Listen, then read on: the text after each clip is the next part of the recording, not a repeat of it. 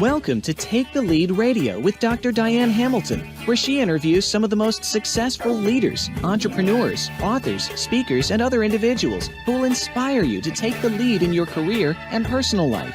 And now, here is Dr. Diane Hamilton.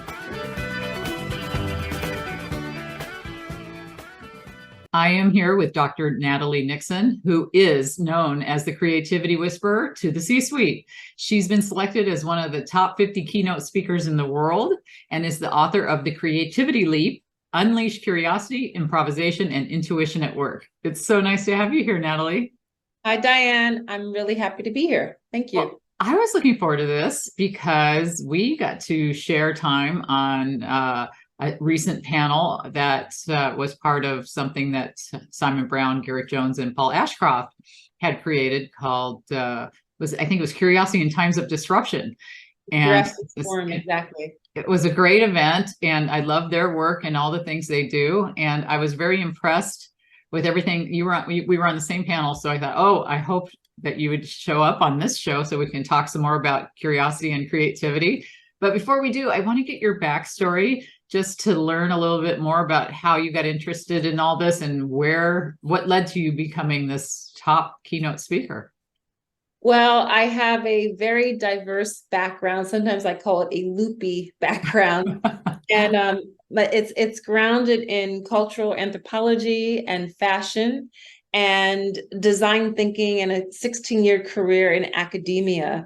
I always say that my background in cultural anthropology equipped me with what I call the worm's eye view of understanding society and how to frame questions, because as qualitative researchers, anthropologists are interested in observational studies and not so much the big data in the survey, which is the kind of 30,000 foot level view, but what I call the worm's eye view.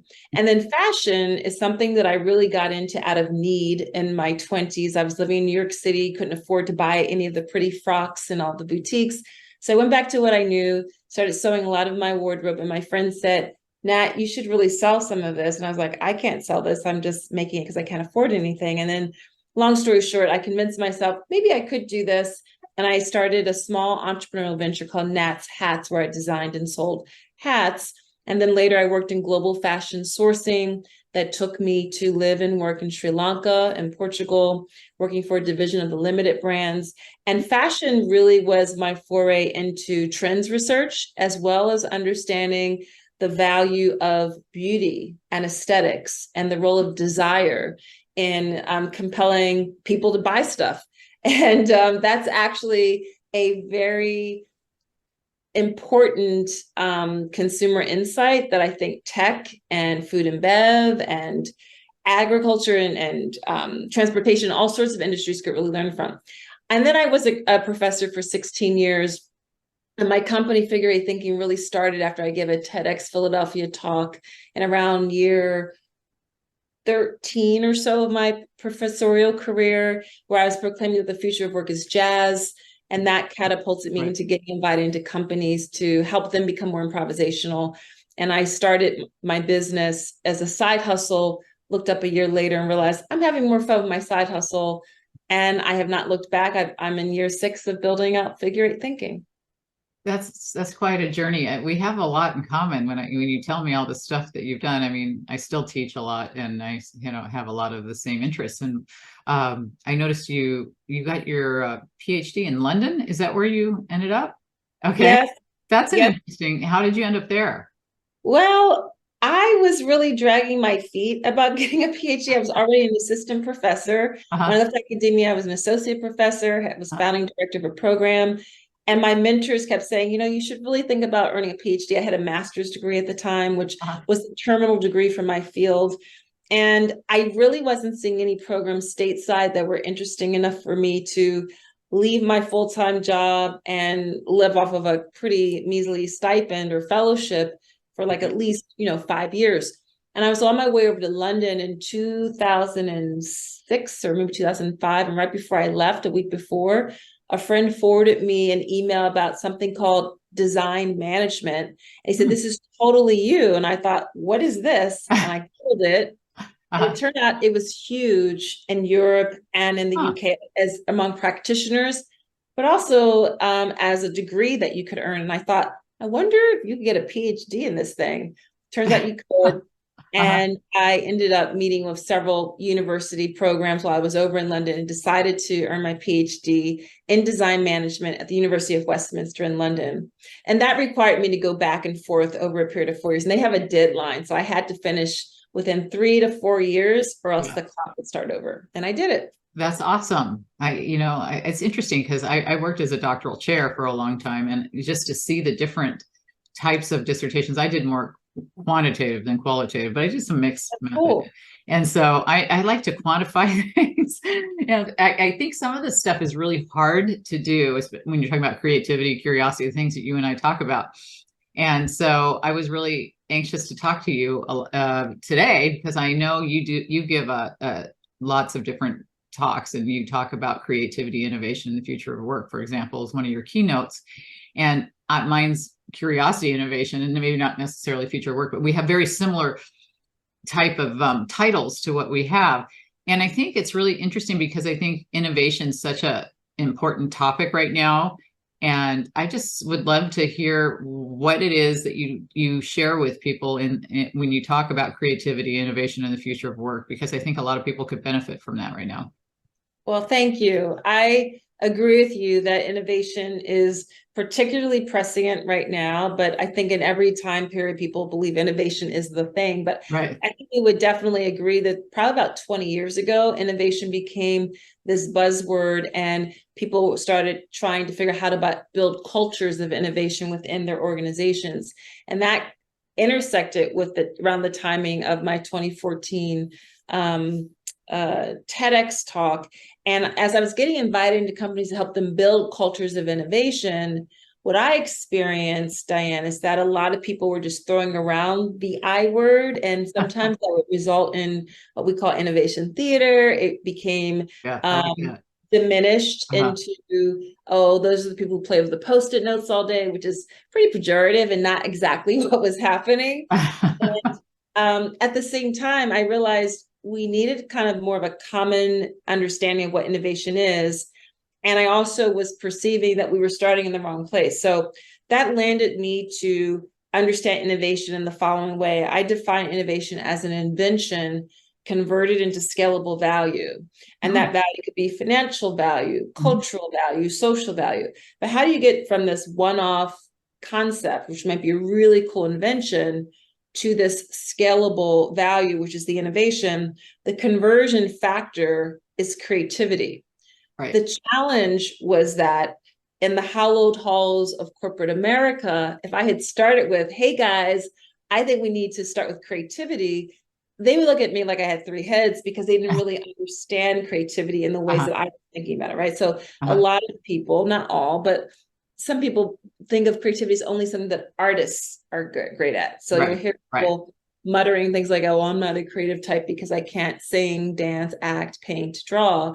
And my perspective was that creativity was much broader than that. Artists are exceptional at wrestling with the ambiguity of the creative process, but the best engineers and accountants and attorneys and scientists, coders, farmers, plumbers, teachers are super creative when they're, and this is the definition I landed on through my research, when they are toggling between wonder and rigor to solve problems and produce novel value and generate meaning. And that way of thinking about creativity has really gotten a lot of traction, because people then understand, absolutely, we have to build our creative capacity as individuals, as teams, as organizations, in order to consistently innovate. Because my perspective is that creativity is not this esoteric add-on, this nice to have. It's actually a must-have. It's an imperative. I love that. And I've had a lot of creativity experts on the show. Larry Robertson comes to mind because he interviewed me this week for one of his books. And, I asked him, and I asked all of them, what do you think comes first, curiosity or creativity? I want to ask you that real quick and see what you think. So I have a different way of thinking about it. I think curiosity is enmeshed in all creative work, but I'm really thinking about the fundamental dimensions of creativity being wonder and rigor, and built into wonder, which is about awe and pausing, audacity, is curiosity. But I extend curiosity as part of my 3I model. Mhm. So I realized it wasn't enough for me to tell people to go ahead, toggle between wonder and rigor to solve problems, and off you go, you'll be creative. Have fun. Uh-huh. Have fun. Uh-huh. We get stuck. Life Uh-huh. happens. There are shifts in the market. And Right. how do you consistently do that? By deploying the 3 I's, which are inquiry, improvisation, and intuition. So inquiry is one of the drivers to be able to consistently create, so that you can more purposefully innovate. I look at inquiry, curiosity embedded in the 3 I's to help activate the creative process.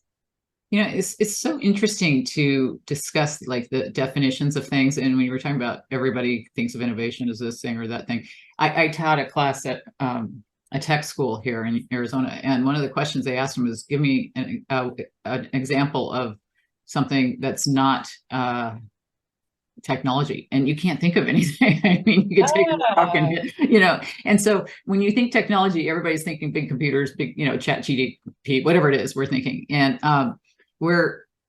we have these ideas of what things mean, and I think everybody kind of defines these things differently. And a lot of times when they ask me to define curiosity, it's not just asking questions, it's not just giving ideas. To me, it's also mostly getting out of status quo thinking in the workplace. And I think that's what we're trying to do by developing all this creativity and innovation and all these things. So I see them all intertwined to some extent as well. So I love that you talked about that, because it was so interesting to me when I was studying curiosity to look at the stuff that dealt with creativity, like George Land's work, or Sir Ken Robinson's, and Yes.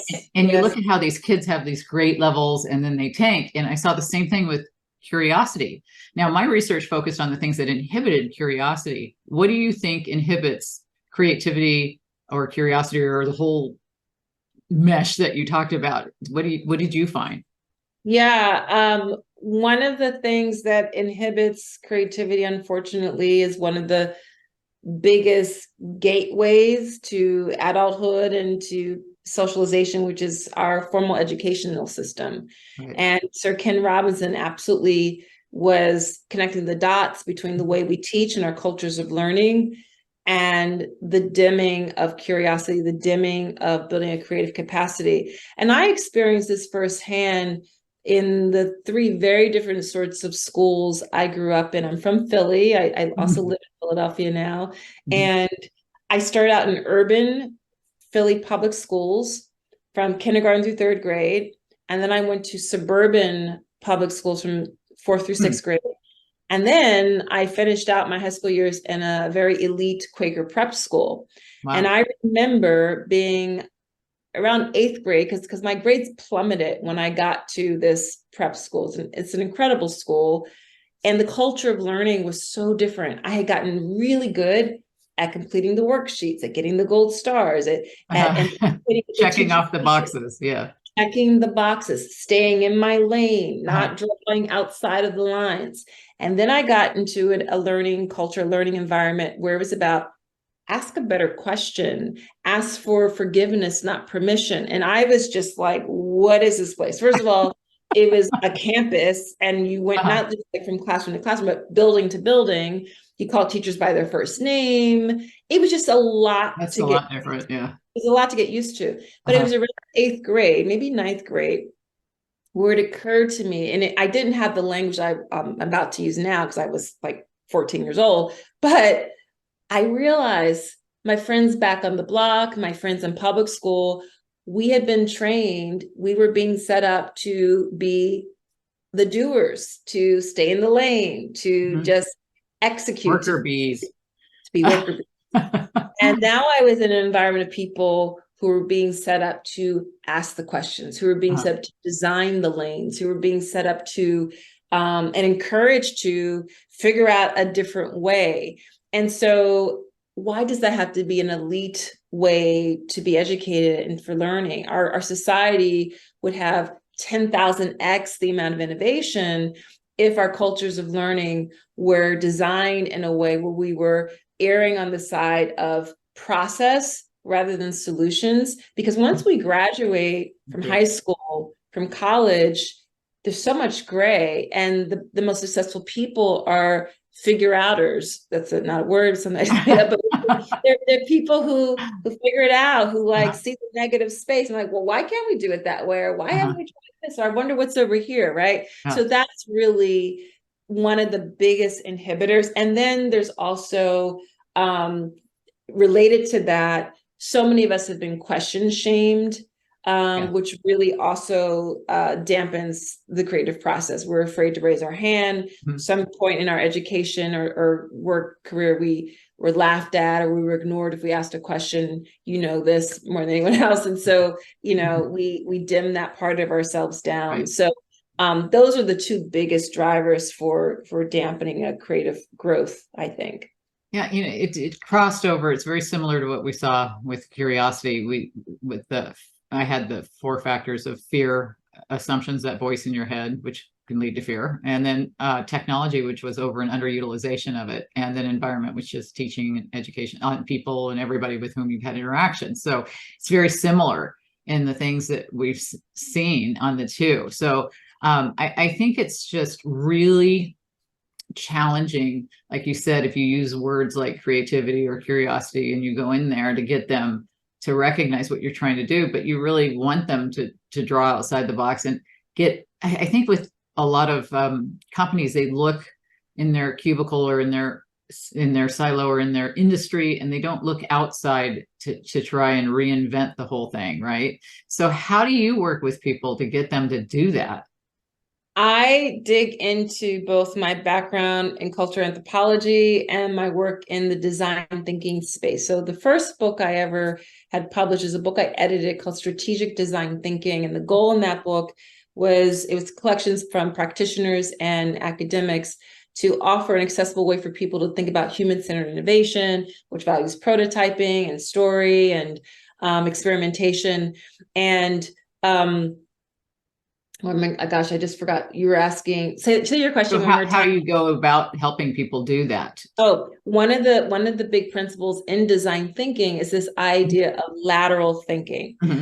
This notion of what can we learn from near and far adjacencies. And the further out we get from sectors, companies, organizations that play in our space, actually the more new ideas can be sparked. So for example, if you are part of I don't know, an orthodontics practice and you're trying to figure out a new way to help people wear braces so they feel confident and comfortable, you could just talk to other orthodontists. You could stay in the dental sector.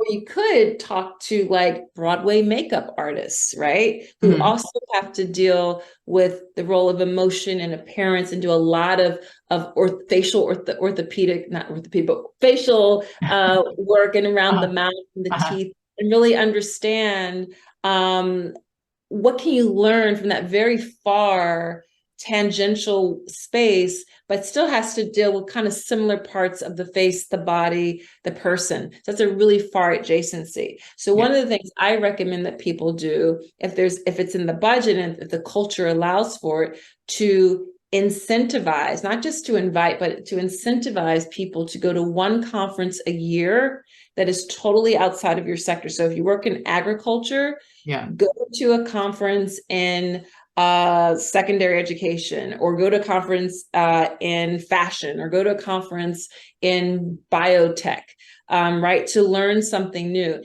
If you don't have the budget for that, you can easily incentivize people to attend a webinar once a quarter that's in a totally different sector, and then close the loop by having meetings where people share kind of a show and tell what they learned. What was an aha moment? What did you figure out was really similar to the way your team approaches things? What was super different, but could be integrated into the way that you work? So those are just some really accessible hacks to help practice that lateral thinking so that you can learn, as you said, from people who are outside of your sector and may shine a nice light into problems you've been staring at for like the past 6 months.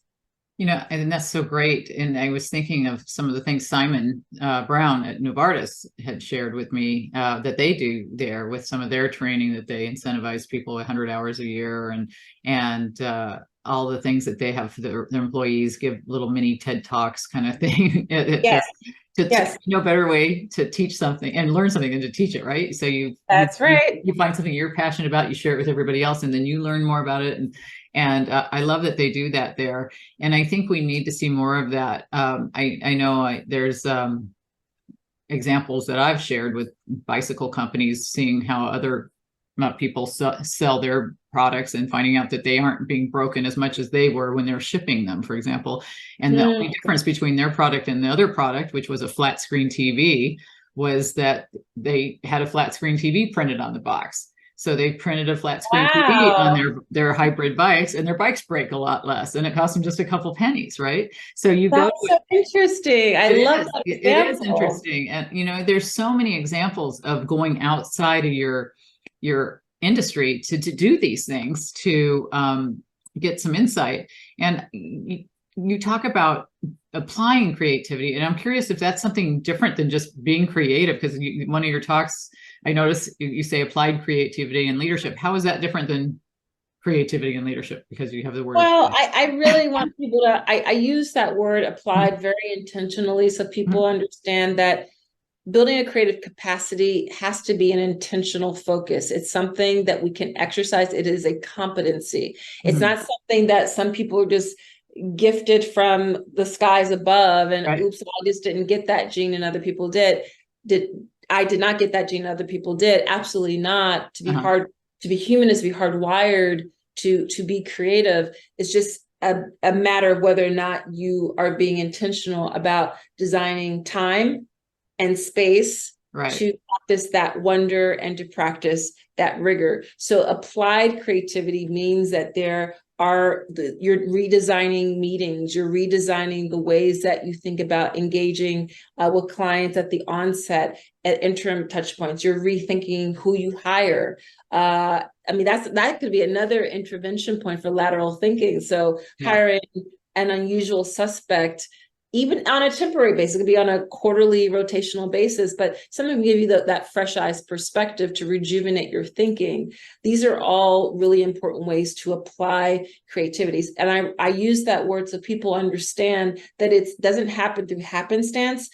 When people really understand and accept the effort that it takes to be creative, it's when they think back to maybe they've been athletic, maybe they have had an artistic practice, learned an instrument when they were younger, studied dance or visual art.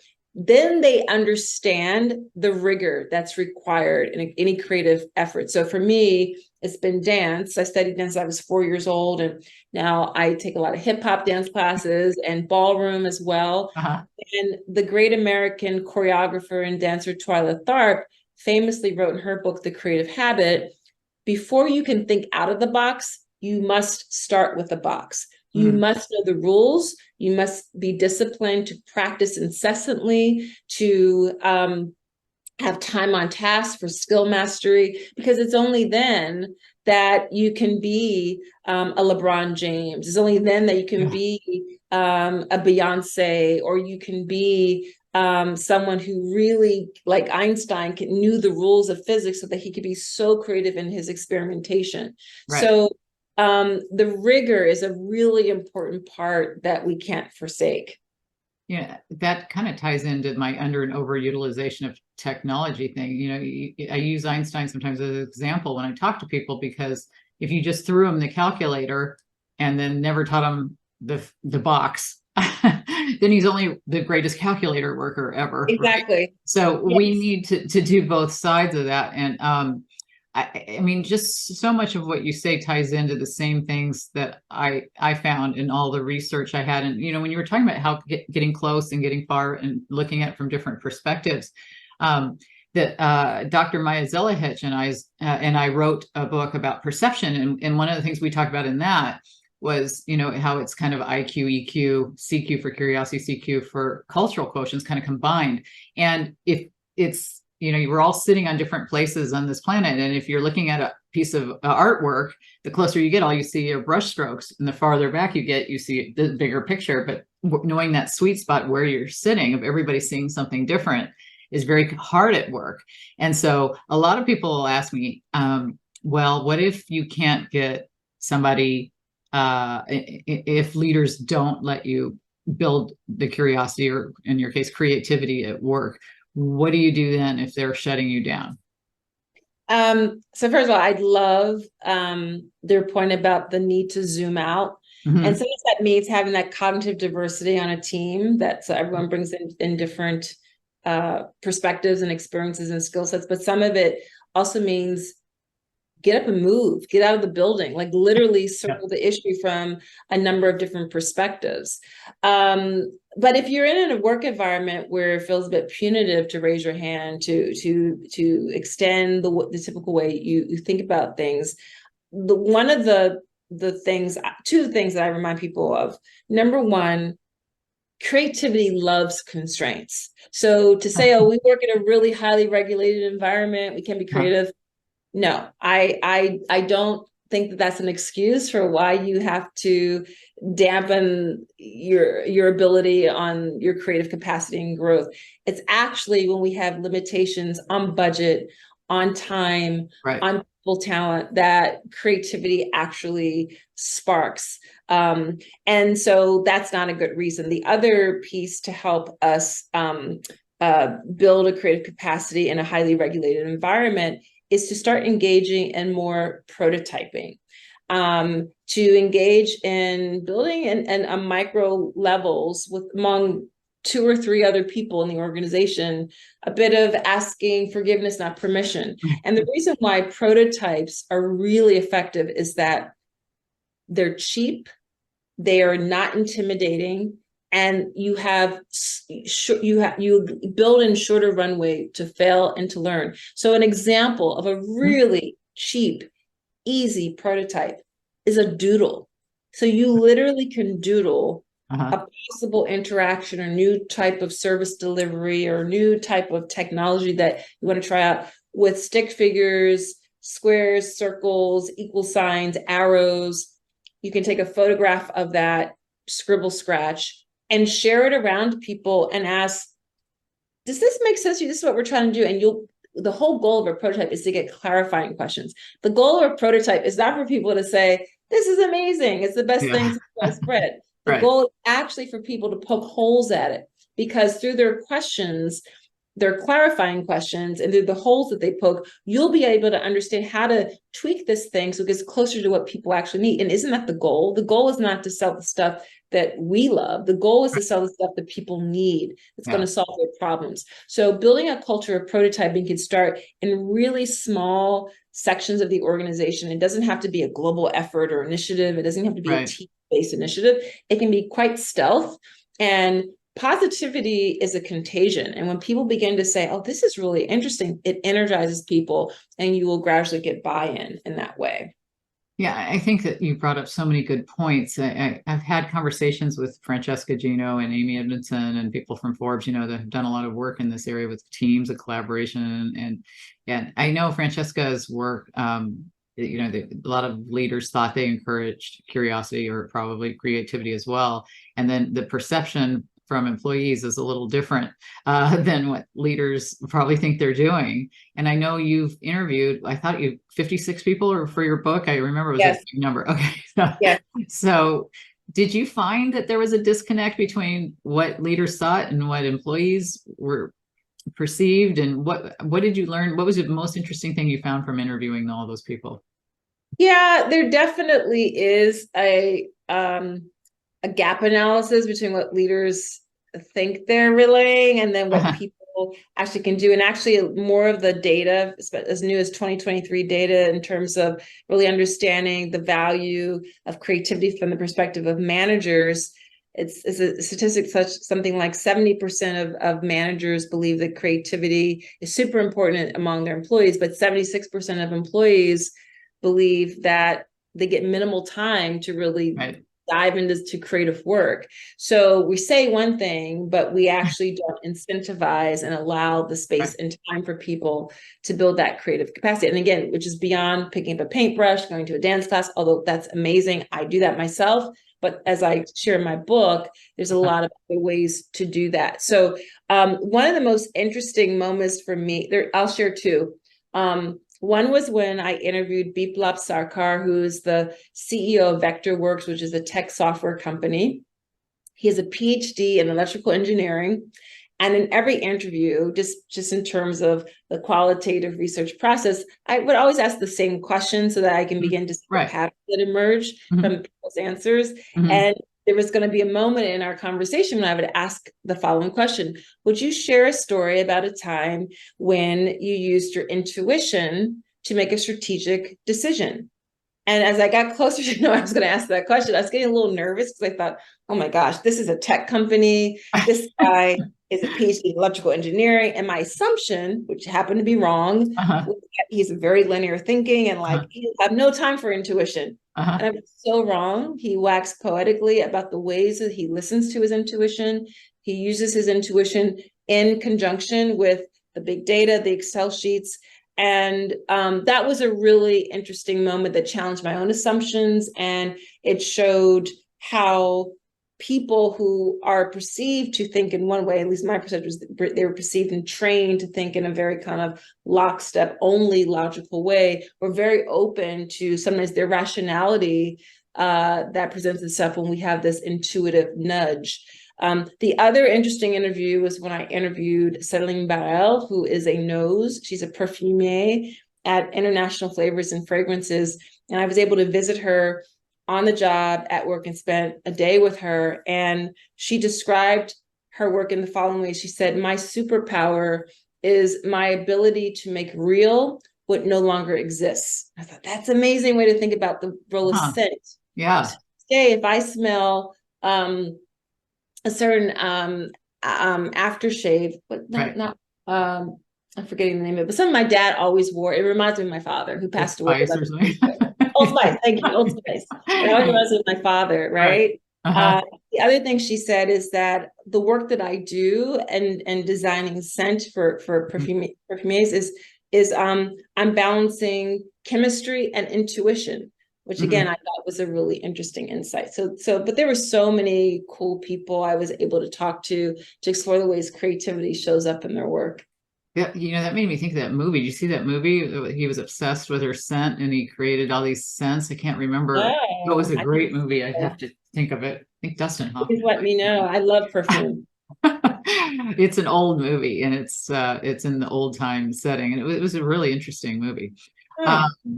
But I think it's really fascinating to get a lot of different people's perspectives. I mean, in anything that that's one of the reasons I do the show. I mean, I've had Daniel Goleman and amazing people that you can find out because I wrote my dissertation on emotional intelligence. So I was fascinated to hear his perspective on curiosity, and yes, I think that as we pursue just, different aspects of what other people can teach us, you never want to be the smartest person in the room. You want to, that's why we're here. So I could have somebody around me who's smarter than I am in different areas. Right. And I love that because we all have areas in which we can grow. And I think a lot of leaders and people in general are afraid of that. How can we get people to feel more confident with doing that kind of thing with mentorship? Well, I look at the mentorship happening outside of the job, and it's something I call becoming a clumsy student of anything. And it should really be something that sparks your interest, makes you smile, makes something that you really want or looking forward to. It could be learning to play chess or backgammon or learning auto mechanics or gardening. And for my case, 2 years ago, maybe it was like the start of the pandemic, I really started diving into, right before the pandemic started, into ballroom dance. And one of the many things that I love about being a student of ballroom dance is that I am not the smartest person in the room. I'm constantly learning, not only from my instructors, but from my peers. And we're all at different levels. And some people, things come to them really easily, and other people are struggling in the same way that I am. And maybe if I can be helpful, I'm figuring out a different way. How do I understand? How am I doing this? How can I translate this? The people who have mastered certain aspects of the technique, it actually sharpens the three eyes for me, right? It helps me to get a lot braver at asking questions and raising my hand. It helps me to be much more experimental and improvisational. And it also requires me to follow my intuition. 2 nights ago, I had a private lesson, and my instructor, Nadari, said, keep going. You're thinking too much about it. You have to keep pushing through. Yeah. So many life lessons that I can apply to my daily work. So work increasingly, from my perspective, is becoming inside out. The fact that both of us are in our home offices, we get a peek into the personal domains of our lives, while we're also talking about our profession and our expertise. And increasingly, the companies that are going to be attractive to people will be the ones that allow for that personal dimension of themselves to show up. And for managers and leaders to be curious about that. So encouraging people to be clumsy students of something outside of the work at hand actually will tie back into productivity on the job. Because soon, about a year into studying ballroom dance, I was on a call with a new client, and they were throwing around all these acronyms. And I thought, I guess I should know what they're talking about. I have no idea what they're talking about. Finally, I just excused myself and I said, I just have a clarifying question. What is the XYZ and the ABC? Right. And then one of them, they said, oh my gosh, what does that mean? We forgot what that meant. We don't even know. So we can't be afraid to ask the question. The world will not come to a screeching halt, and being a clumsy student in our personal lives actually builds those competencies in our work. And most of the things we worry will happen won't happen. And as you've thrown in a word a few times about improvisation, and one of the things I did to make myself a little more uncomfortable was to take an improv class. And I tell you, I think that was the most fun thing. I take tap dance, and I do a lot of the things. I do. I'm horrible at tap dancing. Maybe I should try it. I'm terrible at it, but I love it. And I rock climb. I do a lot of different things, and I think a lot of people, I say I'm very bad at a lot of different things, and I'd rather be bad at a lot, kind of like the book Range. You get a little bit range, but maybe you've learned a lot from this and maybe not so much for that, but it makes everything else better. And I really think a lot of people, especially in my generation, the boomers, they did something for 20 years and they're already at the top of their whatever knowledge of what they should know, and they don't want to take that risk of starting over, not knowing everything, not looking like they know it all. And actually, that's the biggest growth you can have, just break it and start all over again, don't you think? Yes. To share about, being bad at a lot of different things and the role of aging, I did something this summer that I have never done before in my life, and it really stretched me. I learned so much about myself. I learned so much about the thing we were doing. So what I tried was open water swimming. So I didn't grow up competitively swimming, but I've always loved the water. I'm a good swimmer. And a friend of mine did this program called Swim Trek last summer. And when she came back, she told me, you would love this. You've got to try it. And so basically, people who like to golf or bicycle, do organized cycling or golf trips. This is people who like to swim, and it's organized swimming trips around the world. In the ocean, in the sea. That's the only problem I have with that. But the sharks involved. I did not know what took it. I was like, are they? And I did it in Greece, in Crete. Oh, well, I would get over for that. Are they going to dump us into the middle of the Mediterranean? What's happening? But so I had no idea what to expect. One of my friends from my ballroom community, my friend Tori, joined me. And first of all, it was marvelous. Second of all, the first day, I was the slowest person when they were kind of timing us, and I was a wreck because I thought, I'm going to slow everybody down. Maybe I shouldn't have done this. This is going to be hard. But it was because I was comparing myself to others, and I panicked in the water, and I couldn't catch my breath cadence. The next day, I'm in the slower group, And I keep kind of getting ahead of the other person, and the guide is like, Natalie, just slow down. This other person just behind you. And by the end of the day, they resorted the groups, and they ended up putting me in the fast group. Wow. But one of the things, which really what happened to me in that day of just getting acclimated was, it turns out that the way you swim open water is the way I love to swim, which is long, slow, extended strokes. And so I just got used to that. But the oldest person in the group was 73 years old with a hearing aid. The youngest person was 28. Wow. The average age was 62. And just to bond with people who were interested in experiential tourism and to stretch ourselves, fun. A beautiful environment, learn so much. I would love that. Actually, I was a competitive swimmer as a kid, and I would love try it. I think I pushed myself was scuba diving, because I'm not crazy about the beasts in the water thing, and the 60 feet underwater when sharks were going by my face. Wasn't I wouldn't want. No, there were like tiny little schools of tiny little fish. Yeah. Greece is a little different than Yes. I did that in Turks and Caicos, and I had a lot of Elvis was the name of the barracuda that hung there, and he went by my face a few times, and we dove at a place called Graceland. And oh boy, but I think you have to know.